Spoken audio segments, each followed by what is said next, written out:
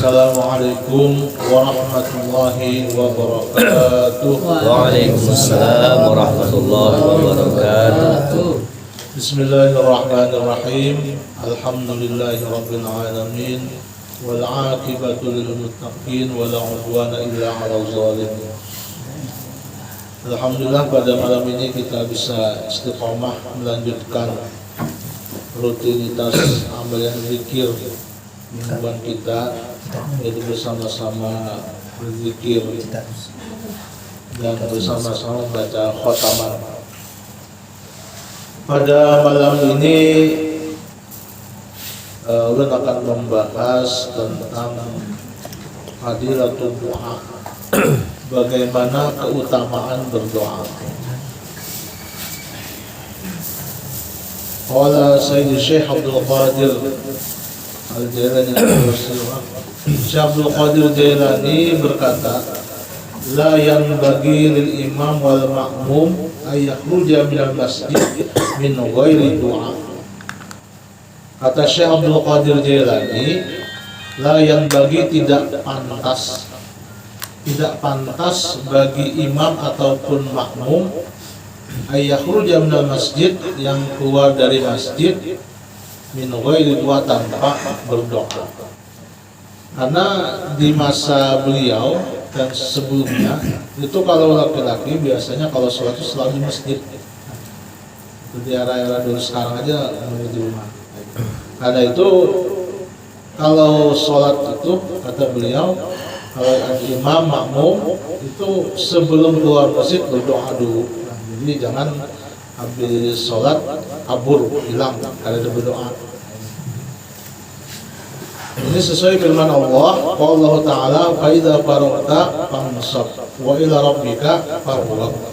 Maksudnya, idza faragta min ibadah, apabila kamu telah sholat selesai dari ibadah, fansab ke doa, maka ambil bagian kamu di dalam berdoa. Maksudnya setelah beribadah berdoa. Warghab bima indallah, dan betul-betul mengharap apa yang ada di sisi Allah. Watlubhu minhu, dan mintalah apa yang ada di sisi Allah itu dari Allah.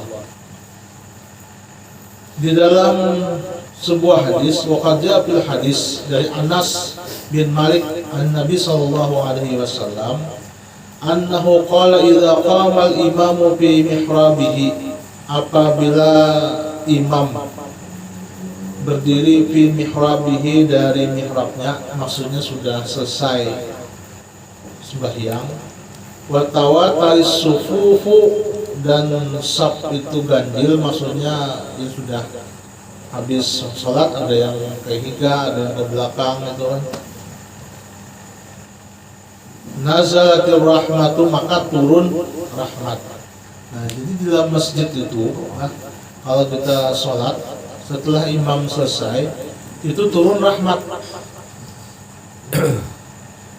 Fa awwalu dzalika tusibul imam, yang pertama yang mendapat rahmat itu adalah imam. Nah, karena ini diantara kemuliaan menjadi imam. Jadi yang pertama mendapat rahmat itu adalah imam.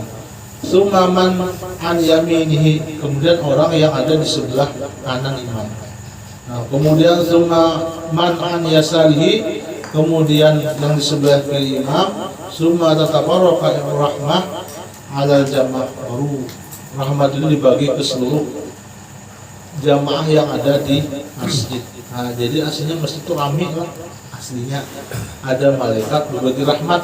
Nah, ini cuma kita yang tidak mengetahuinya. Jadi setelah sholat, nah itu Allah turunkan rahmat itu bagi jamaah yang ada di masjid itu. Summa yunadi malakun, kemudian malaikat memanggil, ribuhu fulan wa khusra fulan. Jadi dalam malaikat habis berbagi rahmat itu, ribuhu fulan, si anu itu beruntung. Jadi si anu maksudnya seseorang itu beruntung, bukan anunya anu adalah maksudnya ribuhu fulan, si anu beruntung. Khusra fulan, si anu rugi. Malaikat. farajihu, jadi may yarfa'u yadayhi bid-du'a ila Allah Ta'ala idza fariga min salatihil maktubah.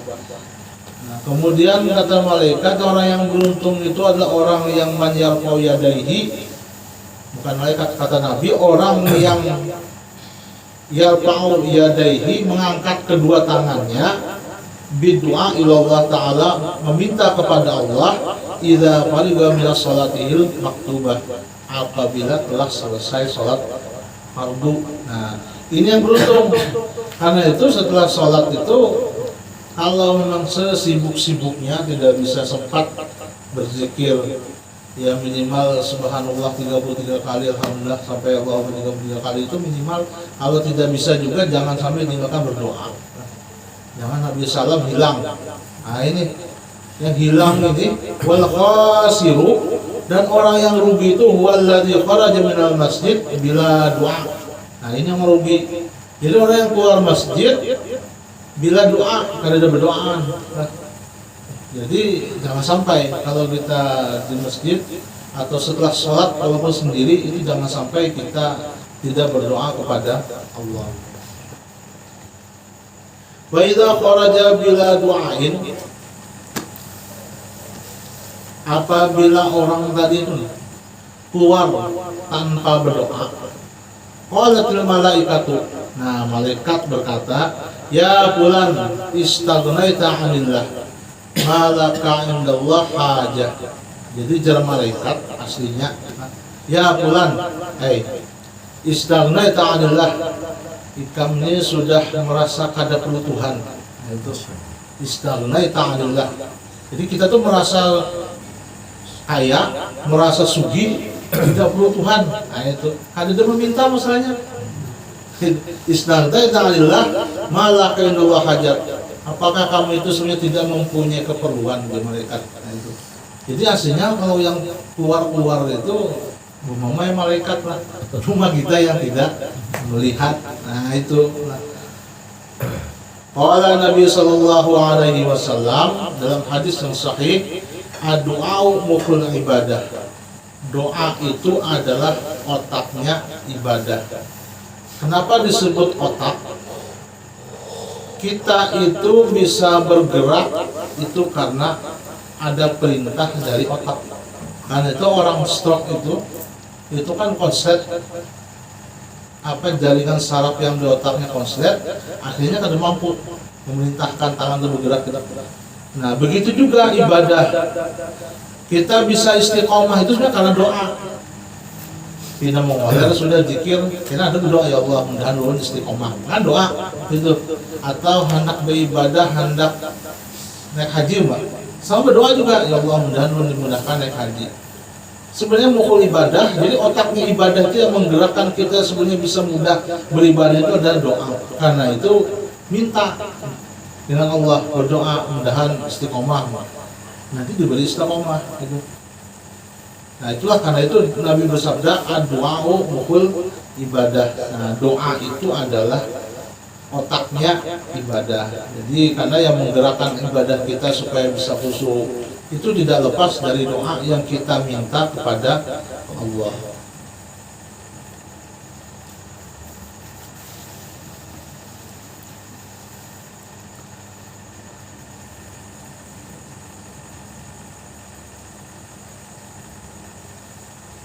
Kemudian waqala sallallahu alaihi wasallam, Nabi bersabda, innallaha ta'ala yuhibbul mulahina fid du'a. Sesungguhnya Allah Ta'ala itu senang al-mulahina fid du'a, orang-orang yang mulazimin, yang senantiasa terus fid du'a, berdoa kepada Allah. Nah mulahin itu sebenarnya arti bahasanya itu seperti anak-anak yang ketagih minta mainan karena bambihan, itu mulahin artinya. Nah Allah itu senang kita tuh minta terus dengan Allah. Karena apa? Itu menunjukkan bahwasanya kita itu perlu Tuhan. Itu menunjukkan bahwasanya kita itu adalah hamba yang perlu, yang banyak keperluan kita itu yang kita pasrahkan kepada Allah untuk dimudahkan Allah, dan agar karena yang menguasai alam semesta ini dan yang berkehendak sesungguhnya itu hanya Allah. Nah, karena itu Allah senang al-mulahina fid doa. Nah, jadi kalau kita sering berdoa meminta kepada Allah, Allah senang. Nah, beda dengan manusia, itu kan semakin sering kita minta, itu semakin ngalih kita mulai.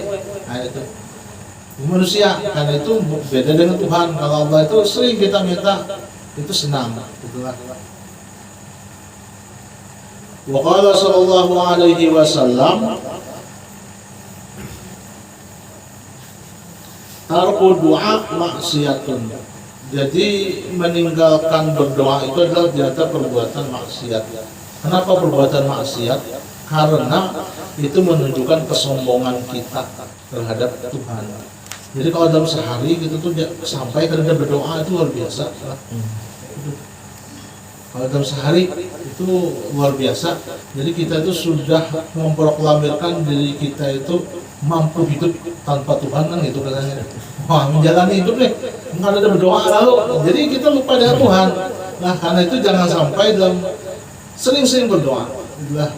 Di dalam sholat, di saat sujud terakhir itu berdoa. Cuma di dalam sujud terakhir itu jangan sampai keluar doa itu. Karena kalau mengucapkan kalimat yang di luar kalimat yang sudah diajarkan Rasul sesuai syariat dalam sholat itu batal sebenarnya.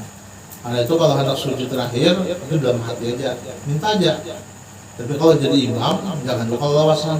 Itu kalau pindah bubar di belakang, dikira apa ini imam sing lawasan berdoa jadi Goreng. Itu kan. Karena itu kalau jadi imam bisa sedang aja. Tapi kalau sendirian, nah silahkan aja tuh. Bahkan Nabi itu pernah berdoa itu sampai dikira Nabi itu meninggal oleh sahabat, saking lamanya. Karena Nabi menikmati gitu. Karena kondisi di mana hamba itu dekat dengan Tuhannya di saat sholat atau di saat waktu sujud. Nah, karena itu waktu sujud itu minta. Mantap lebihnya dua, minta aja itu. Cuma kalau di waran bilang lah, sawat-sawatnya ingat sembahyang kan. Cuma terserah aja, tidak ada yang melarang lah. Ini kan tahu ya kalau ini anak itu Allah misawab itu.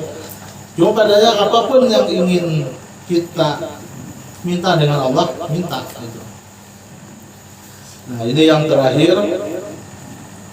Wa qala Sayyid Syekh Abdul Qadir Jailani, Syekh Abdul Qadir Jailani berkata, wal adabu fi du'a, adab di dalam berdoa itu ayyumidda yadaihi, dia mengangkat, memanjangkan tangan saudara.